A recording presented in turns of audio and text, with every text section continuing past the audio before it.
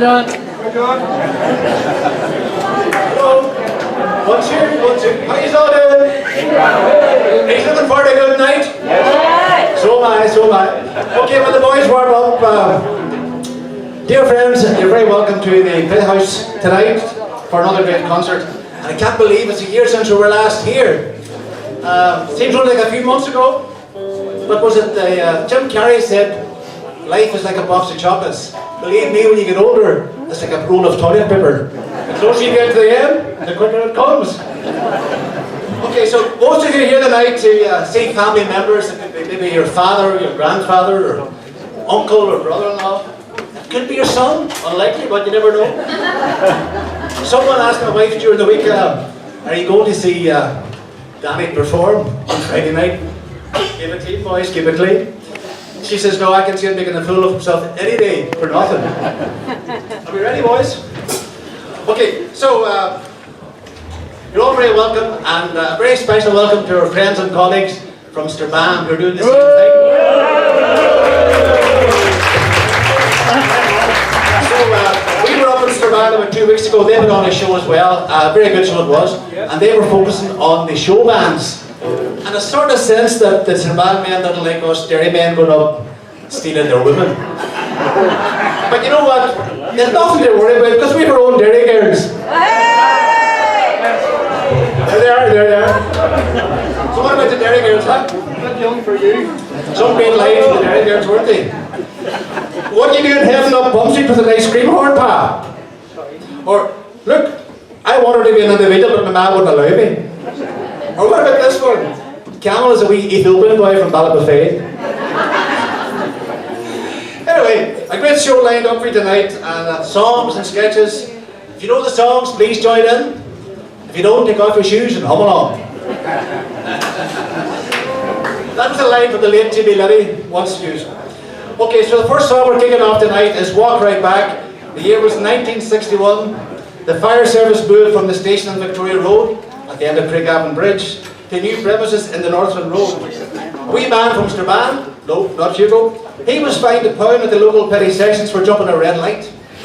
The judge accepted the donkey, probably didn't realise the colour between red and green, and the guy got off. On the music front, Elvis Presley remained at #1 in the charts for 6 weeks with Wooden Heart. And the most successful duo ever was the Elvery Brothers. Elvery? I just got them up today. So they had a smash hit with Walk Right Back. I'll tell the jokes by the way, okay? Walk Right Back. Sung for us tonight. I'm getting nervous now, you see, you screamed me up. By John Carlin and Pat O'Doherty. Take it away, guys.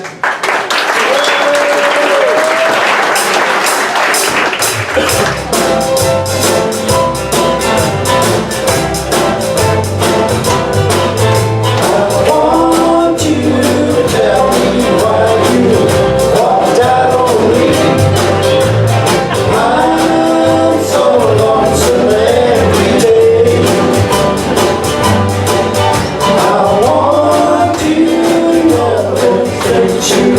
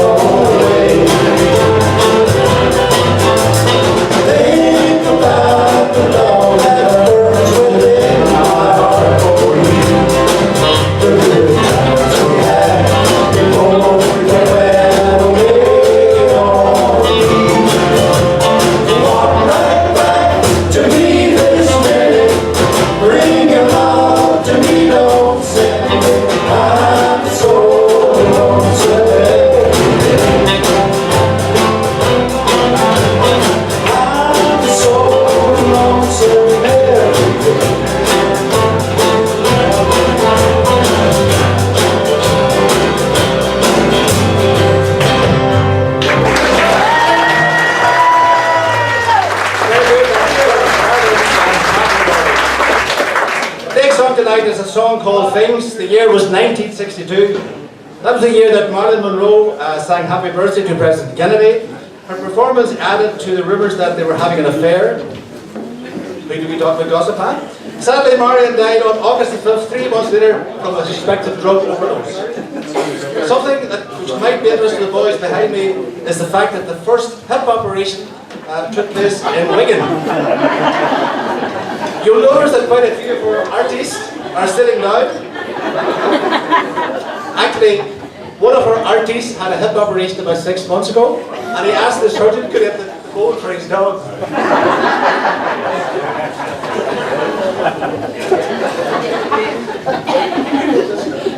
Okay, musically the Beatles sang the song that was a hit was Love Me Do.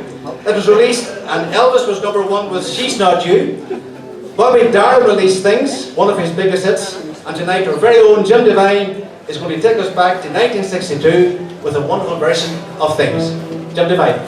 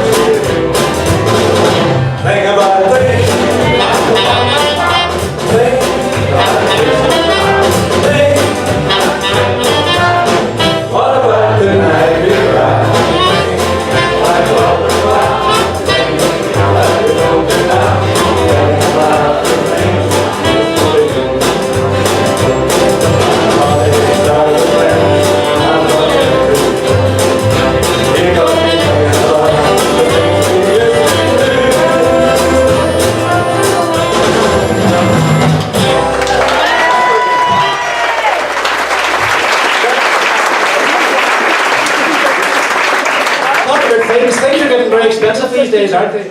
I got a taxi across from the water side. The guy said, that'll be £6. I said, could you reverse back that? Only for £5. All the thing about the prices as well. I rang up the Dairy Journal and placed an ad, that's my ad. And I said, I'd like to place an ad, how much does this cost? The lady said, £5.75 an inch. I said, in that case, I'll forget about it. She said, what were you selling anyway? I said, a 20-foot ladder.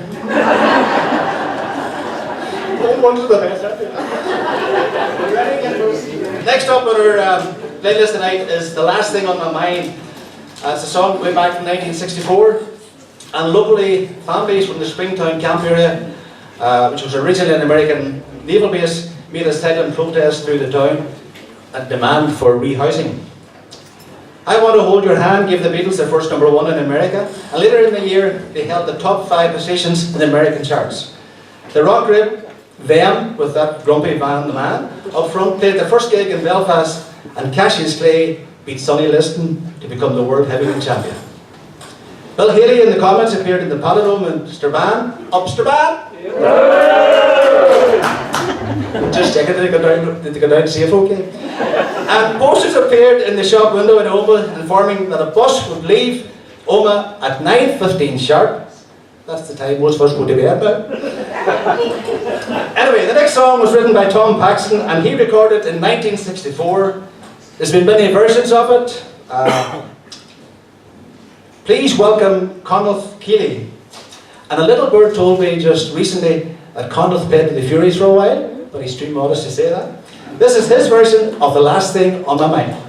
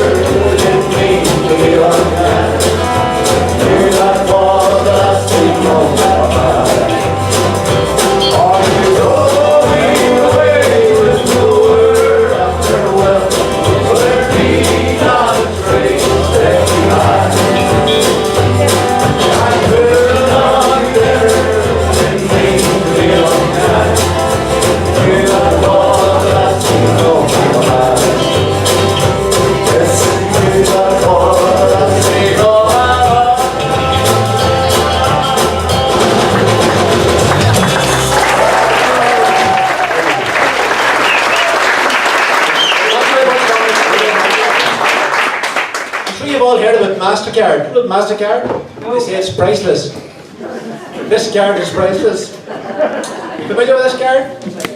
3 days a week I have been breakfast in Coleraine, I've been lunch in Belfast, in afternoon tea in Bangor. And in 2 years' time, when I get upgraded, you can't say all Ireland, it's all Ireland, I'll be having a pint of Guinness in Dublin, and maybe a wee coffee, the Irish coffee every night, Captain Cork. God bless them. Next up on our playlist is a track from, it's called Back in 1968. That was the year we saw the first episode of Dad's Army, and near home we lost the university to Coleraine. Georgie Best was the first player from Northern Ireland to pick up the European Cup winners' medal with Manchester United. Yeah. Any Man United supporters here? No. One? Okay. That's about average. And we were still celebrating the show band era. At the height of the show bands, there was about 500 show bands, very active throughout Ireland, sometimes playing to the audience of 1,500 and 2,000. Now we have to acknowledge, and I hate to do this, the show band started off in Strabane. Get used to it! They haven't went away, you know!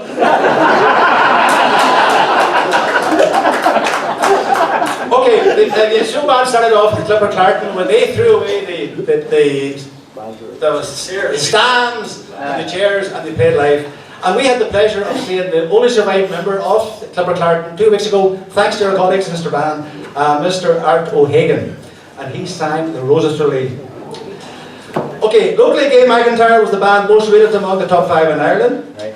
Now reflecting on those days, please welcome Don Clark making Back in 68 his own, and this is a very special song for Don. Don Clark.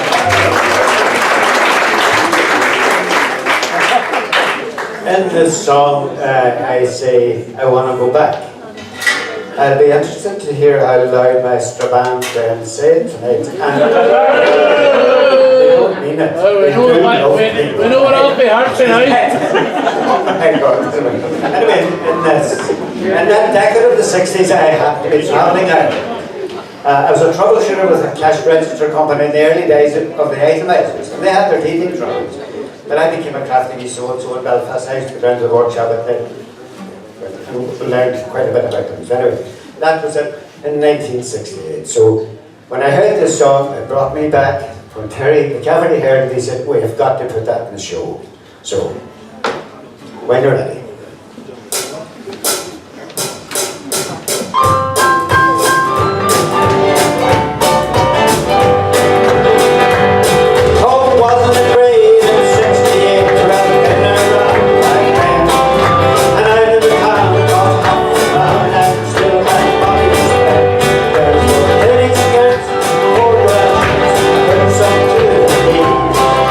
The back of hair, they're so fair.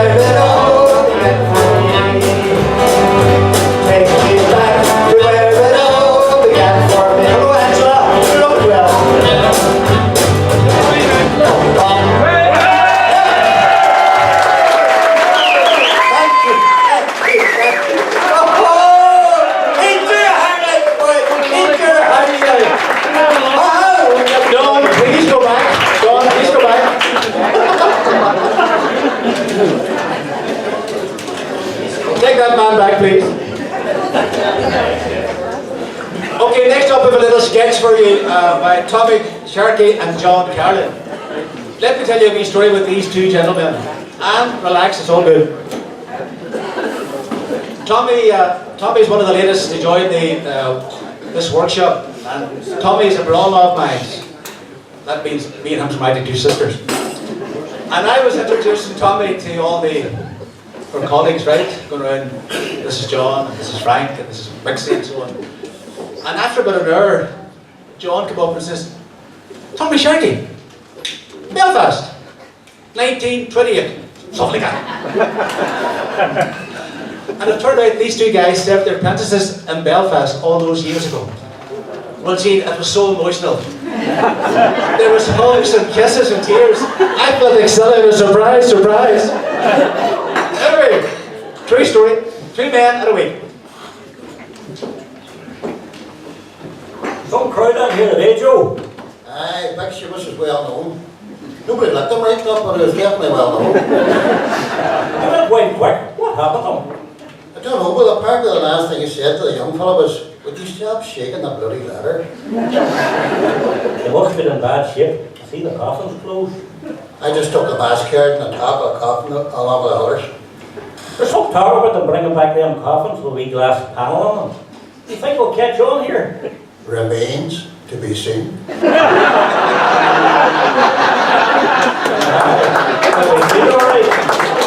Like singers and red Pablo one-liners. He told me one day he was going to write a story about an overcrowded cemetery. But he changed his mind because there was no plot. Very good. He caught me too. He said, I'm very good in bed, you know. I hardly ever fall out. Is that your phone, Joe? Switch it off quick. Bloody hell. That was a bit embarrassing. Do you think anybody noticed? Oh, what do you think? What's that ringtone you have? Staying alive. His number. It's funny, but wakes always make me think about religion. What do you mean? I always think about things like that. Praying? What do you mean? Like the difference between praying in church and praying on the boogies. What is the difference? Well, you really mean it when you pray on the boogies. Here, Harry, I just overheard the boy beside you saying, she was a lovely wee woman. What? That's the one you call the street. He said, Leaning Gardens. Oh, bloody hell. She must have left Mountain Garden. We're the wrong bloody way. Come on, bastard, throw that shit out of here, quick.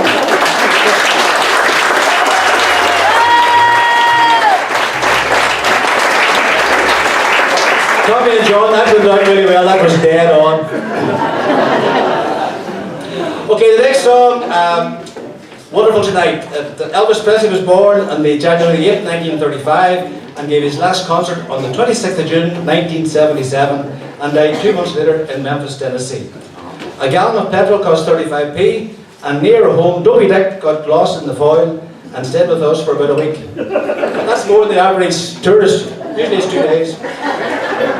Anyway, also in 77, Eric Clapton wrote and recorded the beautiful ballad, Wonderful Tonight. Clapton wrote the song on the 7th of September 1976 about Pattie Boyd. Boyd was married to George Harrison at the height of the Beatles' popularity.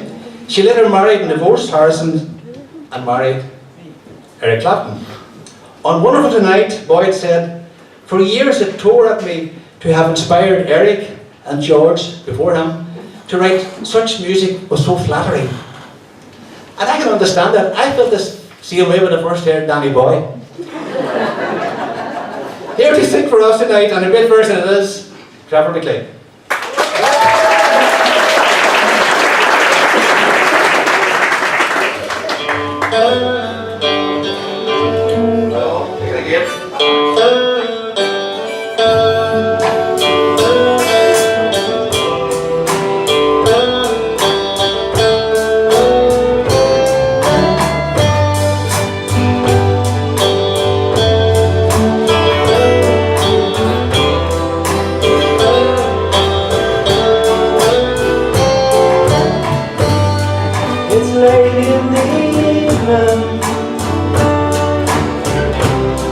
She's wondering what drugs to wear.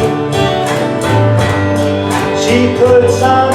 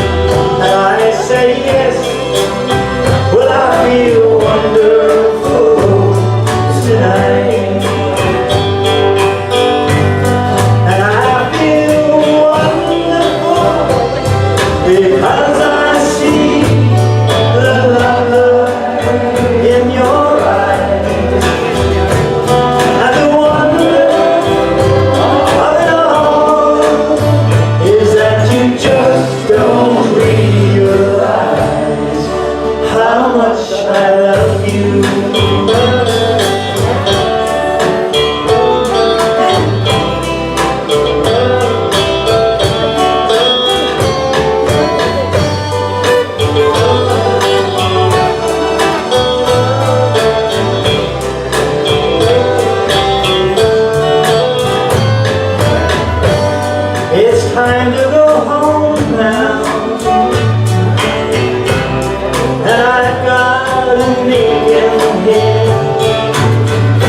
So I give her the pardon, and she helps me with it. And then I tell her, as I turn out the light, I say, my darling, you were wonderful tonight.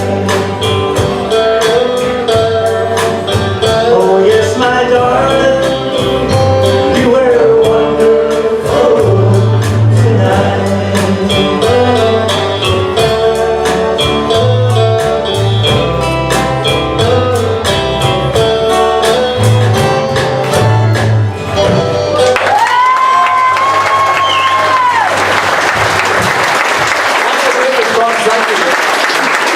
Thank you, Trevor. Lovely that song is played with the guitar lick. But what about Frank on the fiddle, huh?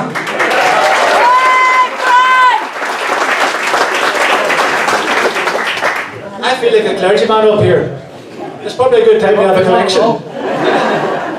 Talking about clergymen, the parish priest had just come home from holidays late on Saturday night, so he didn't get a chance to catch up with the notices. So we went to Mass first thing on Sunday morning, and he noticed Mary coming on her own, and he thought, I wonder where Johnny is, because they're always here. So he's just sitting on, and he kept on with Mass, and then he came to the death notices, and he noticed that Johnny was included, who had passed away during the week.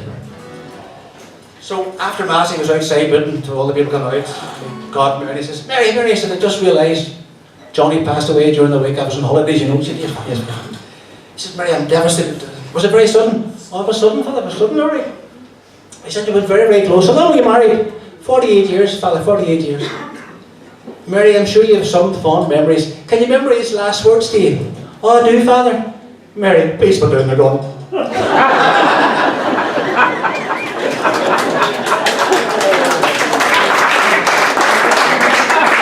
1971 was the year UK and Ireland switched decimal currency. The education secretary at the time was dubbed Thatcher the Milk Snatcher. That's because she cut milk from the schools for the over 7s. Philips launched the first video recorder, still have one, working well. A loaf cost 9p, a pint of milk cost 20p, a pound of butter 24p, and a dozen eggs were 23p. I must stress, Trevor wrote this script. You know who does the shopping in his house? What's he get for smuggling? On the music front, the first Glastonbury Festival was held.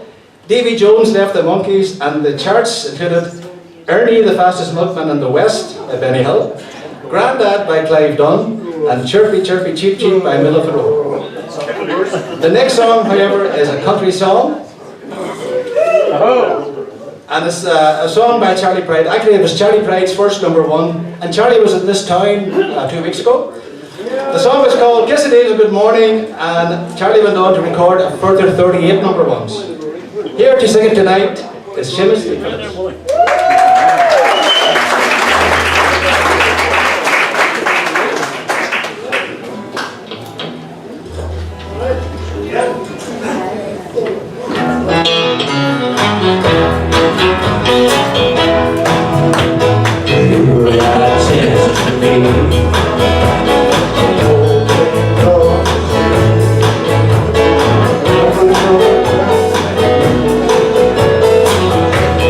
Oh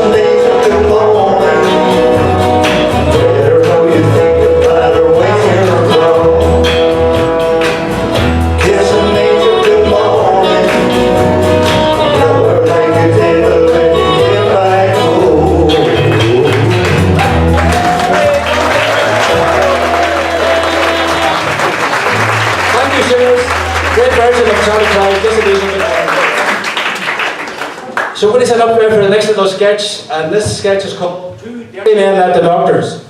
Tell me a story about the doctors. I belong to the England Health Centre, and I was down there on Monday, and you went to get your name called out and you walk up. And this man was coming down the corridor, and he's always a very jolly sort of person. But I could tell he wasn't just at himself. And I said, "You're not yourself today, did you get bad news?" He said, "I got bad news, alright." He says, "The doctor's put me on a tablet for the rest of my life, one tablet a day." I said, "I know many a person's got tablets for the rest of their lives, one a day." But he said, "He only prescribed 28 tablets."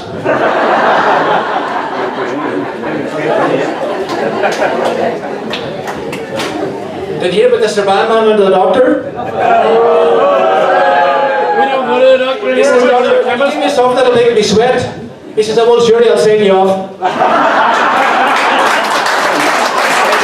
That's the difference there, man. Take it away, guys.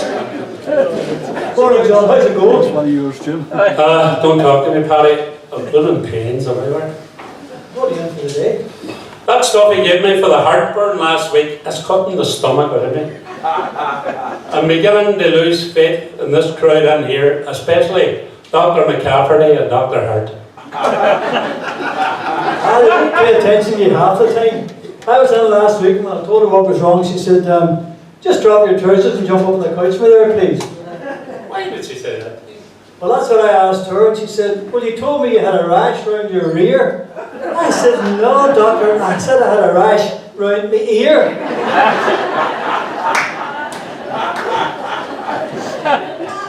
Don't talk to me.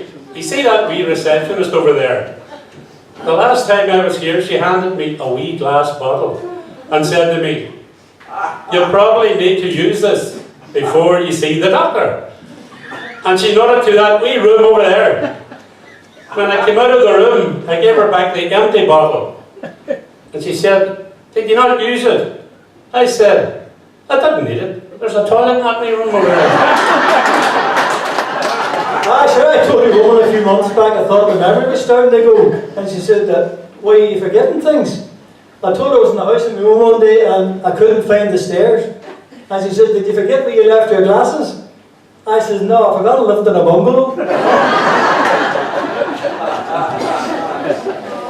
I'm thinking about having a wee word with my man about that Viagra stuff.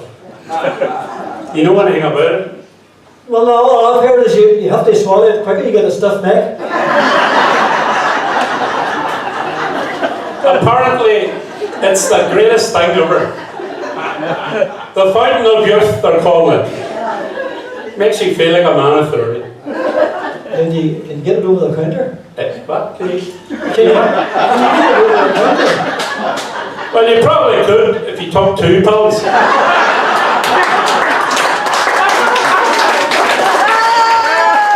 I think they call me there, John. Right, Paddy, I'll probably see you down in Boots and Foyle side after a while. Slan, go Foyle side. Lie me a rum reach, John.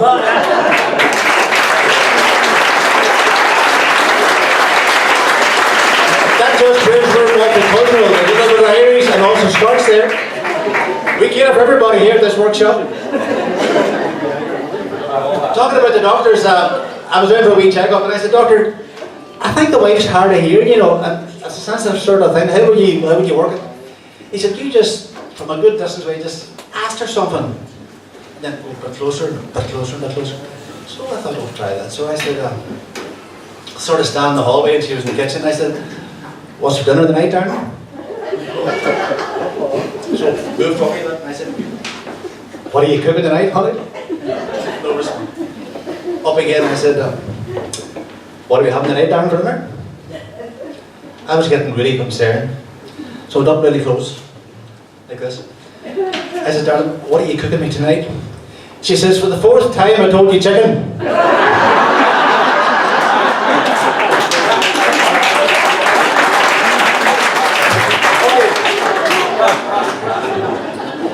I thought Alvin was waiting on me, but he's now waiting on... I'll wait around. Anyway, the year was 1965. The greatest footballer, Stanley Matthews, played his last First Division match at the age of 50 years of 5 days. Cigarette advertising was banned from TV, and Dougal and his magic roundabout was shown at 10 to 6 each evening before the news at the BBC. I'm only writing my own scripts now. During the year, Holly sang I'm Alive, the Stones couldn't get any satisfaction, the Beatles had a ticket to ride. I'm definitely going to write my scripts after this. And poor old Elvis was crying in the chapel. Now this is interesting. Butch Moore, out of the Capital Show Band, represented Ireland in the first ever entry in the Eurovision Song Contest, and he came 6th place. That's quite a respectable result, considering we came 11th in 2003. That wee fella from Africa. I forget his name, but I'll never forget the song. Thank you, Joe Hart! Trevor wrote it, pick it up, mate. Bobby Bear entered the US singles chart and number 3 with his song, 4 Strong Ones. And tonight, one of our new members, Mr. Alvin McLeod.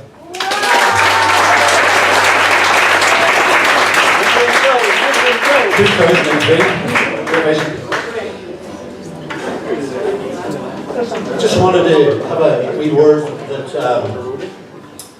4 Strong Winds made famous by Neil Young, Canadian, is that right? And he's written hundreds and hundreds of hit songs, and he's a world superstar. But he's 70, he's over 70 now, you know.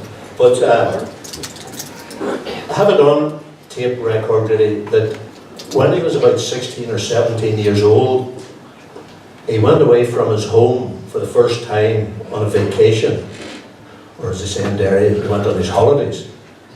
But he went on a vacation to Falkland Lake in Canada, and it was his first time away from his parents. When he was there, he would frequent a little restaurant, and in the restaurant there was a jukebox. You all remember those?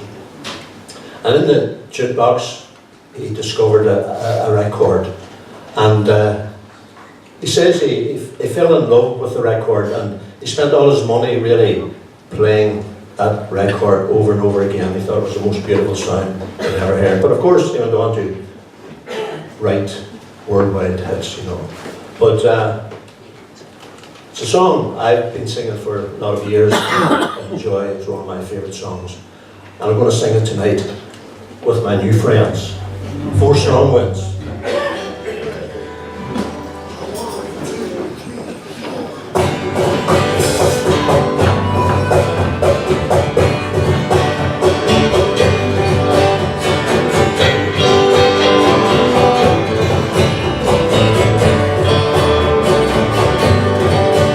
I'll go out to Alberta, with there's good there in the fall.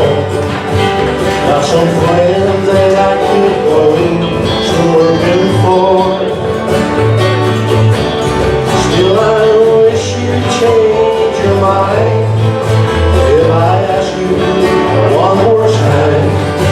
But we've been through that 100 times or more. If you'll do it. 4 strong winds that blow, 7 seas that run high.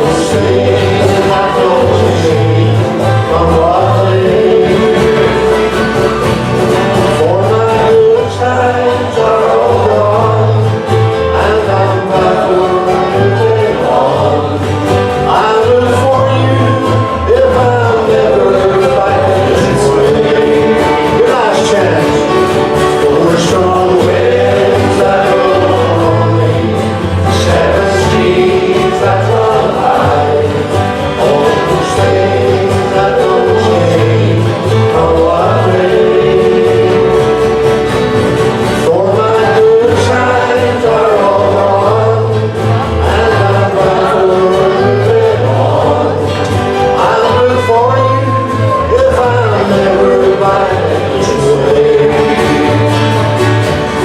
I'll look for you if I'm ever back this way.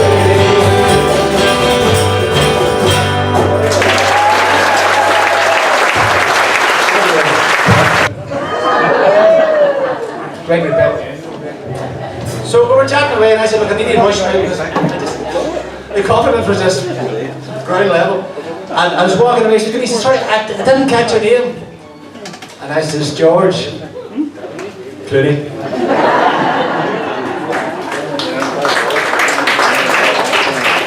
Any Doctor Who fans in the hall tonight? Oh yeah. What's your favourite Doctor Who song? Sylvia's Mother? Storms Never Last? Cover up the Rolling Stone. Thanks. This song's coming up is exactly that song. You wouldn't have heard it on BBC because they barred it because it was advertising the Rolling Stones, the Rolling Stone magazine. So Doctor Who, they were a little bit annoyed about this, saying, you know what, we're a rock band, we're selling a lot of records, and it's so unfair. So in fairness to the Rolling Stone magazine, they sort of did publish a feature on the Rolling Stone magazine, albeit in caricature. You might see it. You might see it soon. Anyway, to sing the song for you tonight is the one and only Mixie McCafferty.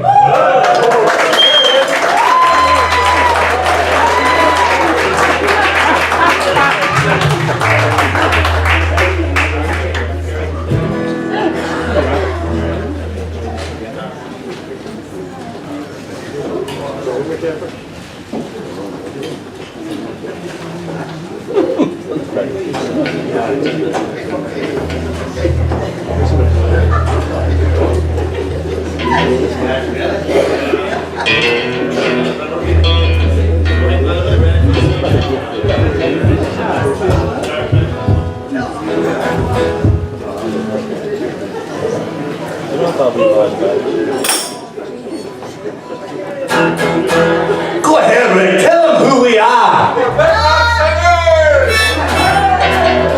Big rock singers, we get golden fingers. We love everywhere we go. Sing about beauty and sing about love. And that's the love is love. Take off and the music is on and the little girl knows.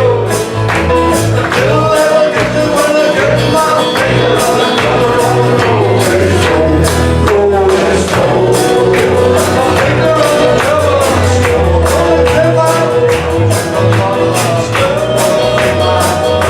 Finger on the cover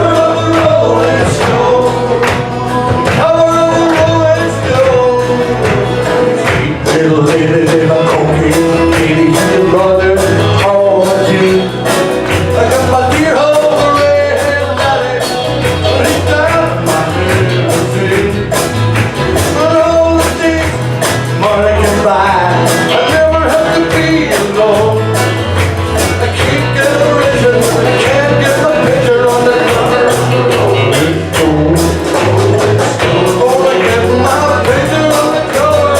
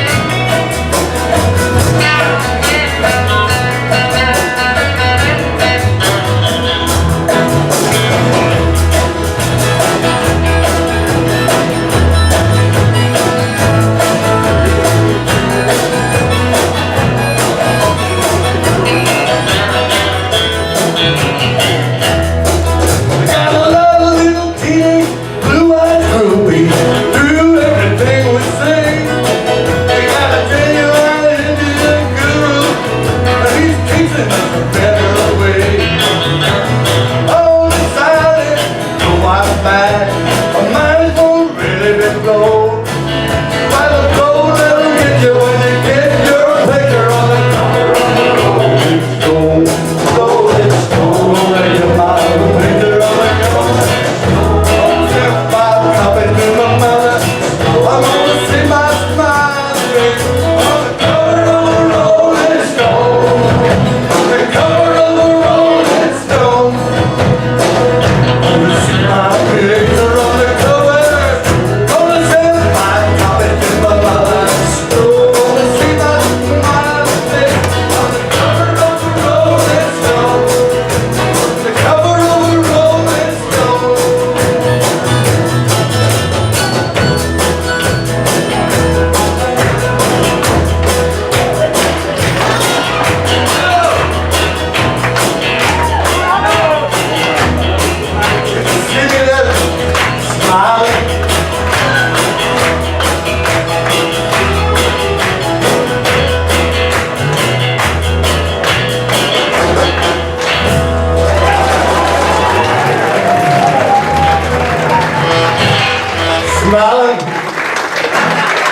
You told him there, Ray, didn't you? Mr. Ray Sawyer from Dr. Hook. Well, we'll send it, Dr. Hook. You know, it's no fun growing old. I was at the Jazz Festival a couple of weeks ago. Were you at the Jazz Festival? No? You must have good weekend. But I was in the bar and this gentleman came in and he couldn't help but notice he had two big bandages on his ears.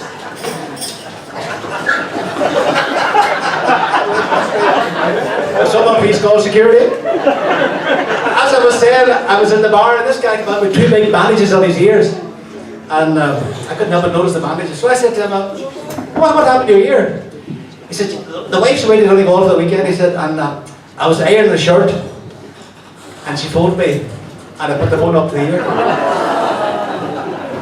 And he said, that must have been so painful. Well, what happened to your other ear? He said, I had to call her back. That leads on to our next song. Our next song is an original song, which means it was written by the gentleman who's going to tell you a little about this song himself, Conleth Keating.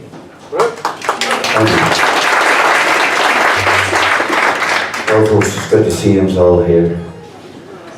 I remember quite a number of years ago, I was sitting in a wee bungalow in Dublin and the sun was blazing. And I was fiddling away at the guitar as usual, looking out the window at the children, the girls and that playing out just in the front garden. And of course, half the country was in our front garden. You know, for one child there were 20. But it was what they were playing that made me stop stone dead in my tracks. They weren't playing children's games. And I'll describe in the song to you what they were playing.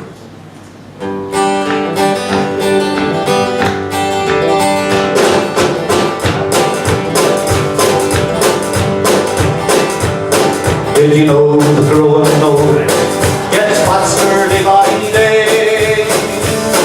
When you look upon your children at the sporting at the play, the childish games that they enjoy that makes us laugh and cry will remain with us within our hearts till the day that we die. Have a take a look, closer look at your children at their play. Peace and lots of happy games to pass away the day. Not the game to play ourselves, how we rushed and brave and bold.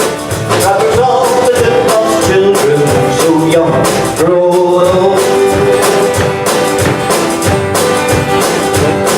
Young Jimmy is a soldier with a gun and bit and patrol. Sweet Anne Marie's a nurse, that's suspended to his soul. Young Patrick is a carpenter, for London he is bound. And Billy is the policeman, patrolling underground. Have a take a look, a closer look, children at their play. Peace and lots of happy games, we pass away the day. But we get to play ourselves, how we rushed and brave and bold. That was all in those children, so young, growing old. Oh, the stage already set, and the players know their line. But the tea and the timber, the steam and roll the time. Oh, the stage of dress rehearsal, for the dinner of future life. And the little adult children can already hand those right. And the people close to the children at their way. Peace and lots of happy games to pass away the day. Not the games did ourselves,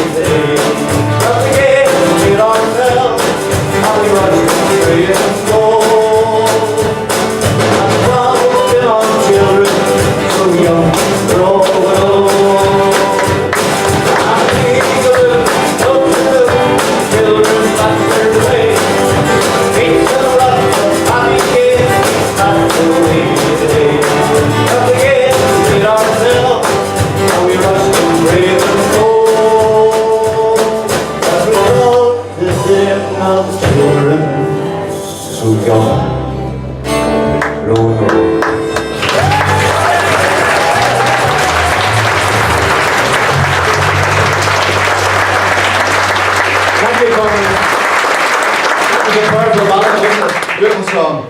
It all starts with a song. Well, we all have them. We have good ones, we've got bad ones, we've got noisy ones, we've got nosy ones. I'm talking about neighbours.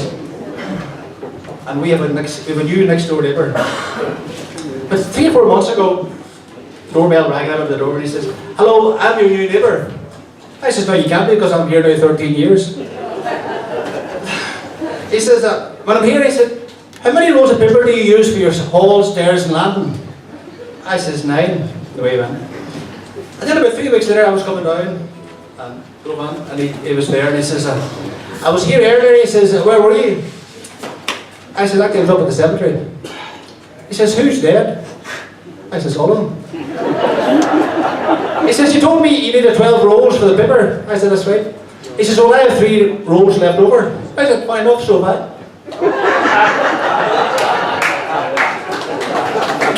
He says, "Have I boldly picked with you?" I said, "Go ahead."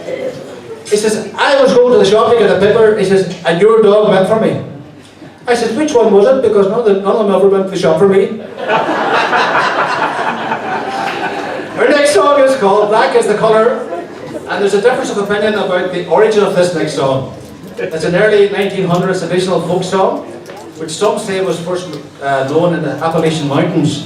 Others say it originated in Scotland, because I've pointed out the reference to the River Clyde. A lot of text here. Anyway, please welcome Sean McCormick making this song his own, singing "Black is the Colour."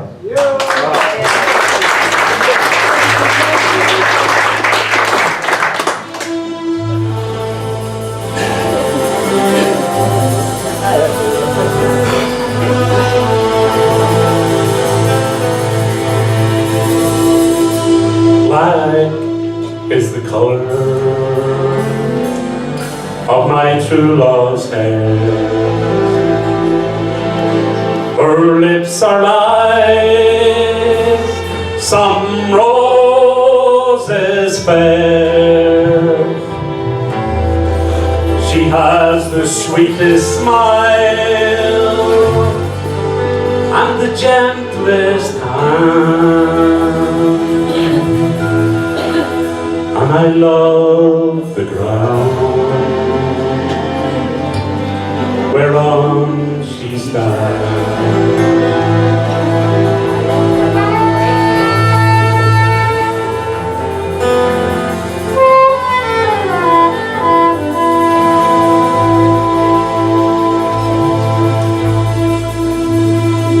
I love my love,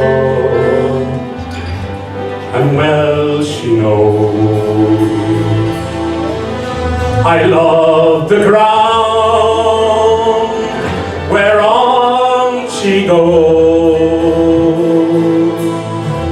I wish the day it soon would come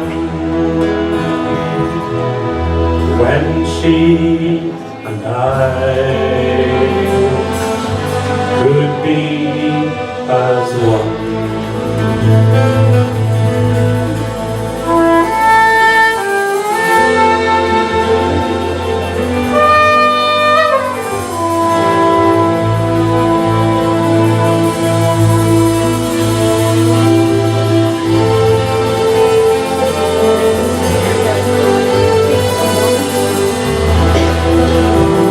I go to the Clyde, and I mourn and weep, for satisfied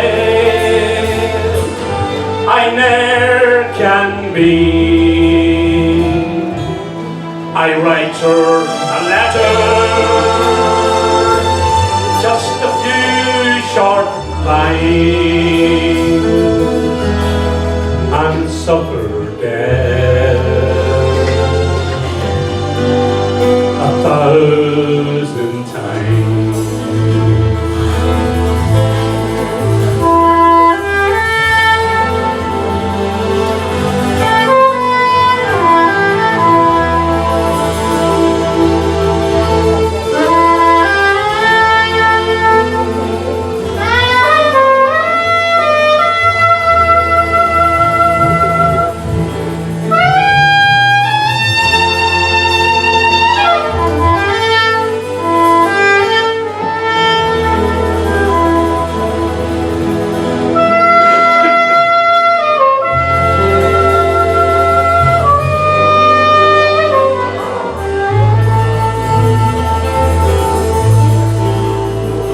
is the color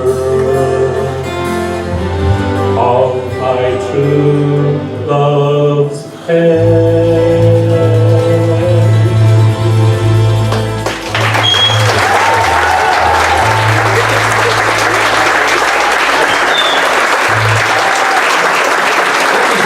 Beautiful song. And that also is the colour of Sean's favourite tipple. Just thought I'd say that. And he's buying after the show. I'd just like to share a few facts with you about brown-eyed people. If there's any brown-eyed people here, please sit up. Yes. Firstly, they are quite a force to be reckoned with. They're very straightforward shooters, honest to the point, and a bit intimidating to those who aren't used to such honesty. Brown-eyed people are faithful friends, but only allow a few in to their circle. They're not pretenders. What you see is what you get. Or to put it simply, they don't take any SH1T. The legendary Irish entertainer Johnny McAvoy released a single called Morsha Dorkin in 1966, which became a massive hit for him. But the B-side was a single, Those Brown Eyes. Both songs were forever associated with Johnny, who went on to be a hugely successful career in both the folk circuit and the show band scene. There's the show band getting mentioned again. In 1966, Johnny was the support act to an up-and-coming band called the Rolling Stones. And Kenny saw them at the weekend. Sorry, Kenny was the warm-up act for them at the weekend. That sounds better, doesn't it? Anyway, we're not sure if Jim Devine has brown eyes or not. I never looked that closely to Jim. But I know one thing, he's got a lovely singing voice. Please welcome back for the second time, Mr. Jim Devine.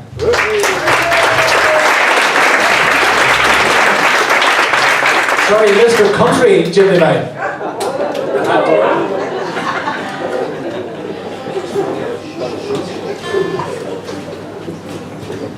Just about thanks to my wife with brown eyes.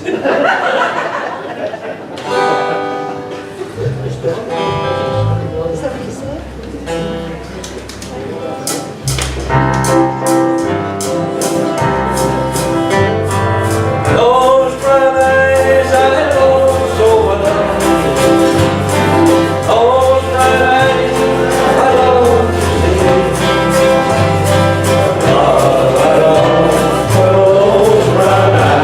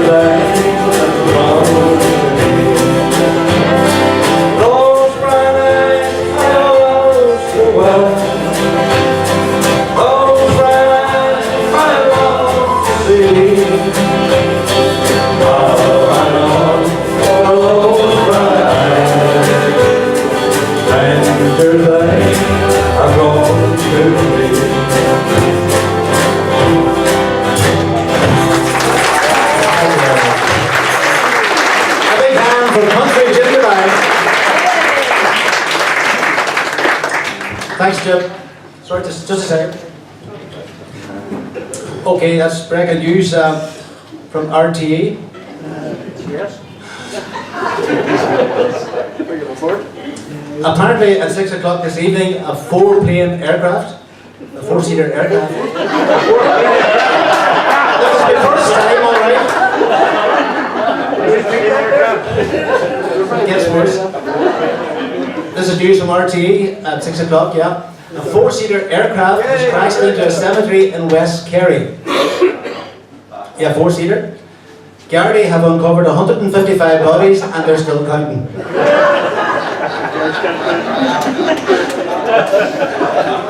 Let me introduce my brother-in-law again, in case you forgot the first time. Tommy Sharkey.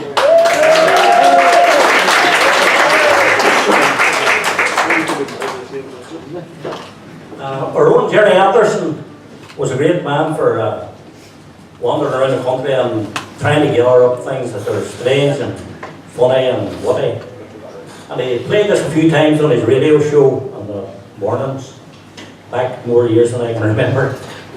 And seemed to appeal to his sense of wit and humour. It's called the Diagonal Steam Trap.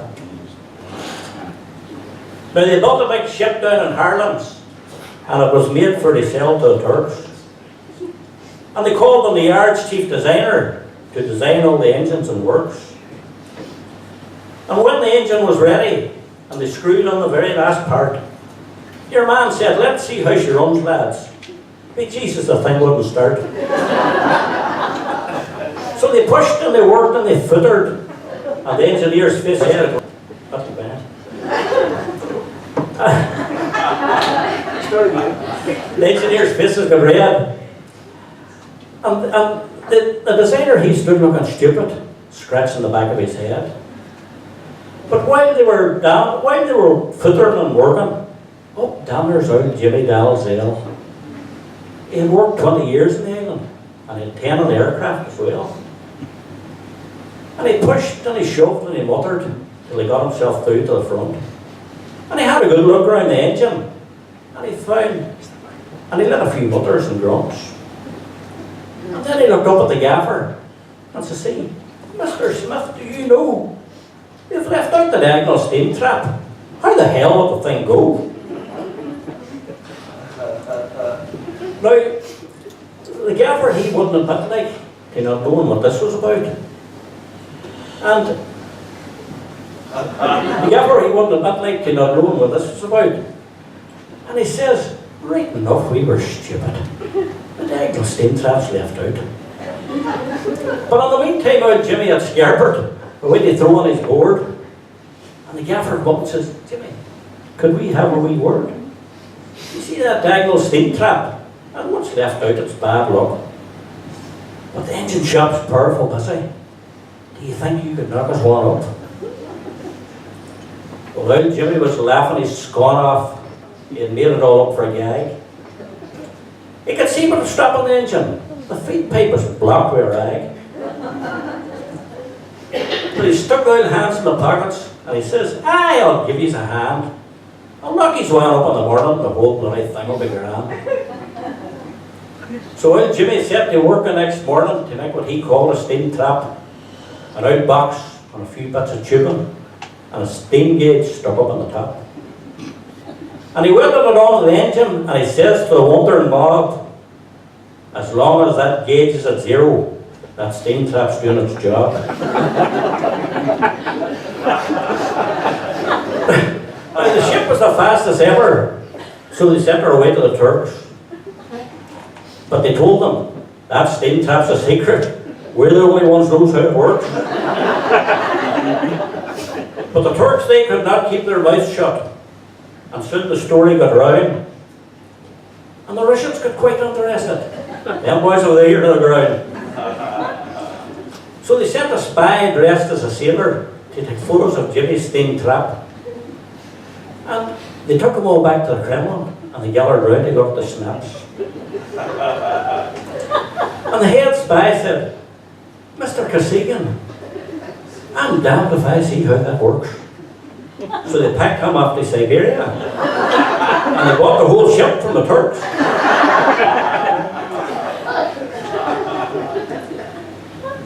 Yeah, because he rings up Mr. Nixon, and he's not, and he says, "You useless think he's great, but we are like New Russian made shame trap. You'll find that we've got these well made." Now, Earl Nixon, he nearly went heartbreak, and he thought he'd give Harlan's a call, and he dialed the engine shop number, and of course he got sweet bugger all. But when they found the steam trap was a cod like, they just couldn't admit they'd been had. So they built a big factory in Moscow, and they started making steam traps like mad. But whenever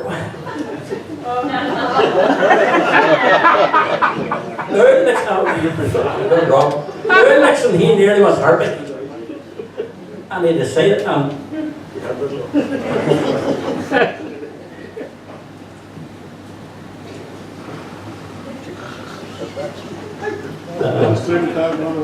Earl Nixon, he nearly went heartbreak, and he thought he'd give Ireland a call. And he dialed the engine shop number, and of course he got sweet bugger all. Eventually the call come through to Jimmy in the midst of a powerful hush. "There's a call for you here from the White House." Says, "Oh, John, that's a shopping for the rush." Now, there's a big factory outside of Seattle, and they're turning out steam taps like hell.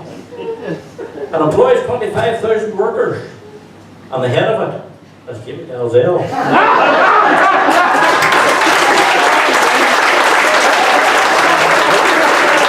Well done, Tommy.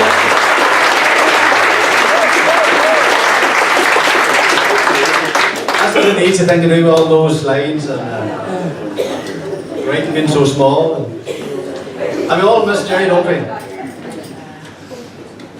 It was October the 21st, 1966, the Aberfan disaster occurred in South Wales.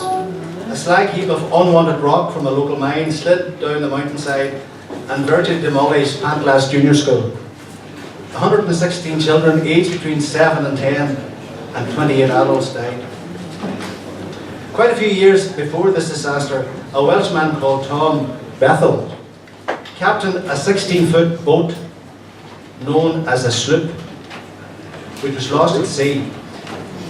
In 1926, the original wreck of the ship was discovered off an island near Florida.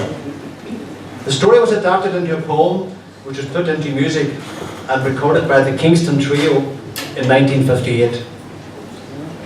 In the 60s, Al Jardine convinced his fellow Beach Boys to record the song, which proved to be a massive hit. Meanwhile, back at the Bishop's Clontarf, protested over the content on the Late Late Show to Gay Byrne, and everybody in the audience tonight will get a CD of her show, whether you want it or not. Take an exception to a woman telling Gay Byrne that she didn't wear a nightie on her wedding night. Funny old word. I was going to tell you another joke, but I better not. Family and go on. Anyway, back to the song. In case you haven't already guessed, the name of the song is Sloop John B, and we welcome back Alvin McLeod.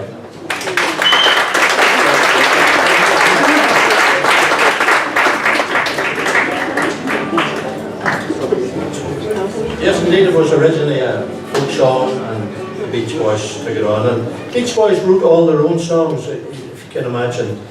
They wrote about California girls and surfing and cars, but this is the only song he didn't write. Sloop John B.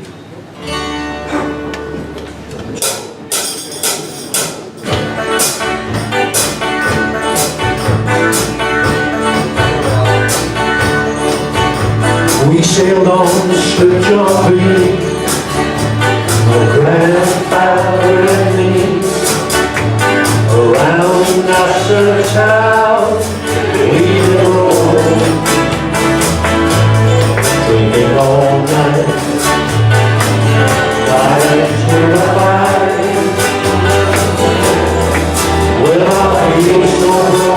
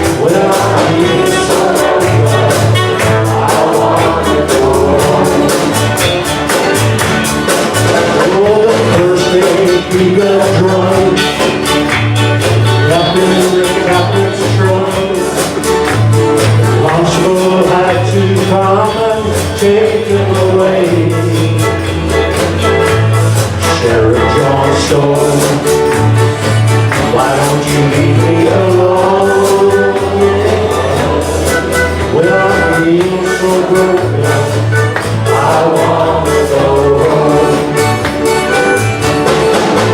So hoist up the jolly sail, see how the men set sail. Go on the captain ashore, let me go home. Let me go home, I wanna go home.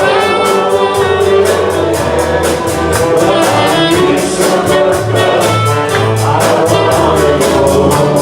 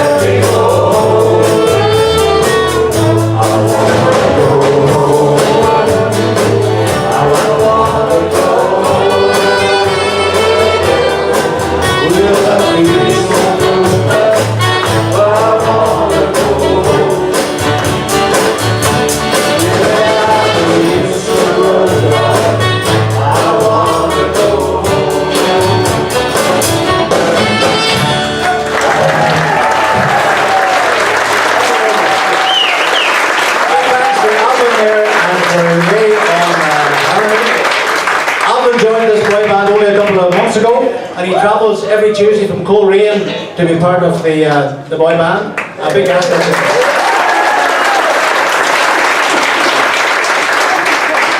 The next song was published in 1854, and in May of the same year, the Derry Journal published an advertisement for the Philadelphia Packet Direct, obviously a shipping company, to flight or sailing from Derry on the splendid ship Wonko. This was around the start of the mass emigration due to the potato famine. A brief explanation of the potato famine is given by Derry's girls Michelle, who said, "We get the gist. They ran out of spuds, everybody was raging." There's many covers to this song, Mary Black, James Taylor, Tommy Fleming, but tonight we're going to have our very own Seamus McPhillips. Take it away.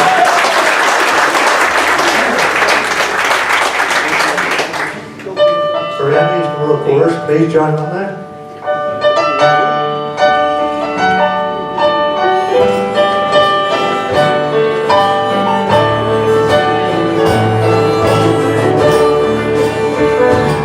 Let us pause in life's pleasures and count its many tears when we all sorrow with the boon. There's a song that has lingered forever in our ears. Oh, hard times come again the more. 'Tis a song, a sigh of the weary. Hard times come again no more. Any day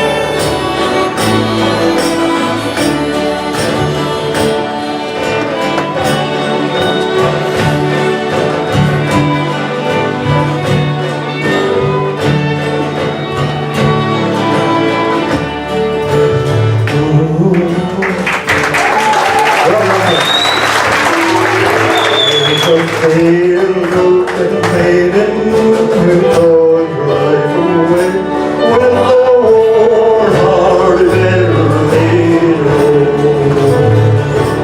Though her voice may make memories, she sighed on a day. Oh, hard times come again. Let's hear it. Here's a song, a sigh of the weary. Hard times come again. No more rainy days. Here's a little girl, I'm like that to know. Oh, hard times come again. No more. Here's a song, a sigh of the weary. Hard times come again. No more rainy days. Here's a little girl, I'm like that to know. Oh, hard times come again. No more. Oh, hard times come again. No more.